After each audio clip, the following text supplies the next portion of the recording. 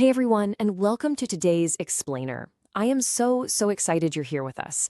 Today, we're jumping right into an incredible piece of biblical text from the book of Psalms.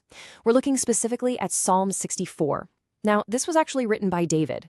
Yeah, the exact same David who took down the giant Goliath. But, in this psalm, David isn't facing down some literal giant with a huge spear. Instead, he's dealing with something that pretty much all of us have faced at some point. Bullies, really scary situations, and people whispering mean things behind his back. It is super tough when you feel like people are ganging up on you. But David shows us exactly how to handle it, and more importantly, how we can find ultimate protection. So what do you do when people use mean words? I mean, really think about it. Have you ever had a time when someone said something totally untrue about you? Or maybe they left you out on purpose, or made fun of you? It hurts, doesn't it? Honestly, sometimes cruel words can sting just as much as falling down and scraping your knee on the pavement. And guess what? Thousands of years ago, David felt that exact same way. The sad feelings we get today when people are unkind are the very same feelings David was writing about in this amazing biblical text. So what exactly did he do about it? Well, let's find out. Okay, let's dive into this. Part 1. A prayer for protection. Because David doesn't just sit around feeling sorry for himself and let the bullies win. He takes action. And he starts by going to the absolute best place possible. Right at the very beginning of Psalm 64, David cries out directly to God. He says, "Hear me, my God, as I voice my complaint. Protect my life from the threat of the enemy." I just love this so much because David is being completely 100% honest. He's literally voicing his complaint. He's telling God, hey, I'm really upset right now, and honestly, I'm scared. The text goes on to show David asking God to hide him from the conspiracy of the wicked and the plots of evildoers. And a conspiracy is just when people team up in secret to do something bad. David feels totally threatened, so he runs straight to God for help. Which brings us to part 2, words like deadly arrows. This brilliantly illustrates exactly what we were talking about just a minute ago. The text says these bad guys sharpen their tongues like swords and aim cruel words like deadly arrows. Man, isn't that a powerful picture? They aren't using actual metal swords or wooden arrows. No, their weapons are completely invisible. Their weapons are their cruel words. But just because a weapon is invisible doesn't mean it doesn't hurt. When they aim these awful, mean words at innocent people, they do some serious damage. And these enemies, they don't just say one mean thing and walk away. Oh no, they have a whole sneaky plot going on. Step 1, they talk about hiding their snares, which are basically like hidden traps. They want to trip David up when he's not looking. Step 2, they aim their cruel words, getting all ready to launch them. And step 3, the text says they shoot from ambush at the innocent, they shoot suddenly without fear. Now, an ambush is when you hide and jump out to completely surprise someone. These enemies are lurking in the shadows, whispering lies, and basically hyping each other up to do evil things when they think no one is watching. And what's incredibly arrogant here is that these enemies actually say out loud, "Who will see it?" They plot out their injustice and brag, saying, "We have devised a perfect plan. Surely the human mind and heart are cunning." They think they are just so smart. They honestly believe that because they're hiding their traps and whispering their cruel words, nobody will ever find out. They think they've outsmarted everyone, maybe even God.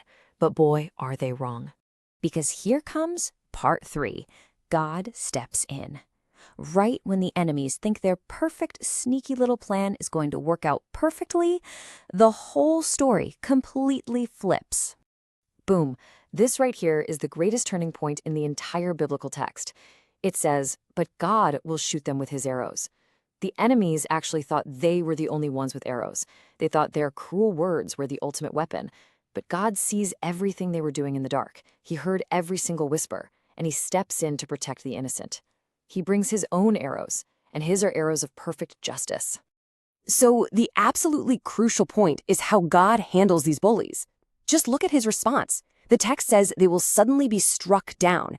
And here is the amazing irony. And by the way, irony is basically when the exact opposite of what you expect actually happens. Remember how those enemies use their tongues like swords?